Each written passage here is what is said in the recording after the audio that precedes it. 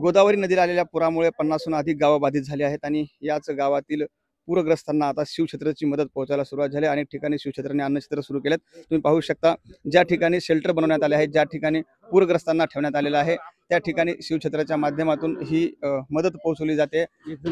जी लोक या शेल्टरमध्ये ठेवण्यात आलेले आहेत त्यांच्या जेवणाची व्यवस्था ही शिवछत्र परिवाराकडून करण्यात आली आणि ही मदत आता अगदी रात्रीपासून या लोकांपर्यंत पोहोचायला सुरुवात झाली। आता काय सांगतात किती गावामध्ये मदत पोहोचते? आता जवळजवळ गंगथडीचे जेवढे गाव आहेत त्या सगळ्या गावात मदत पोहोचलेली आहे। खालच्या बाजूला गुळजपासनं गुळज असेल, सावळेश्वर असेल, पांचाळेश्वर असेल, राक्षस भुवन, आता आम्ही सावळेश्वरमध्ये आहोत। सावळेश्वर नंतर खाली दैठण, दैठणच्या बाजूला गोदावरीचे जे गाव आहेत ते सगळे दैठणच्या शाळेमध्ये त्यांची सोय केलेली।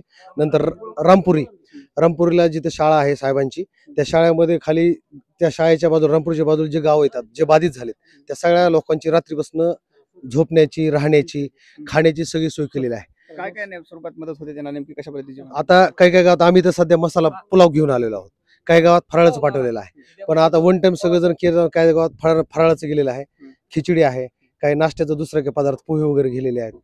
तर जेवढा बाधित पट्टा आहे त्या सगळ्या पट्ट्यासाठी आदरणीय आमदार अमरसिंह पंडित साहेब म्हणजे शारदा प्रतिष्ठानामार्फत सगळी ही सोय चालू आहे। तर निश्चितच आपण पाहिलं की यापूर्वी देखील 2006 मध्ये जेव्हा गोदावरीला पूर आला तेव्हा अमरसिंह पंडित हे आमदार होते आणि त्यांनी या पूरग्रस्तांना मोठ्या प्रमाणात दिलासा दिला होता। आणि आता पुन्हा एकदा अशीच पूर परिस्थिती गोदावरी काठावर निर्माण झाली आणि यावेळी या लोकांसाठी अन्नछत्र शिवछत्र परिवाराने खुलं केलंय आणि ते आता त्या लोकांपर्यंत पोहोचवलं जाते। कॅमेरामन मुकुंद मी आप्पासाहेब मोहोरकर, लोकाशा टीव्ही, गेवराई, बीड।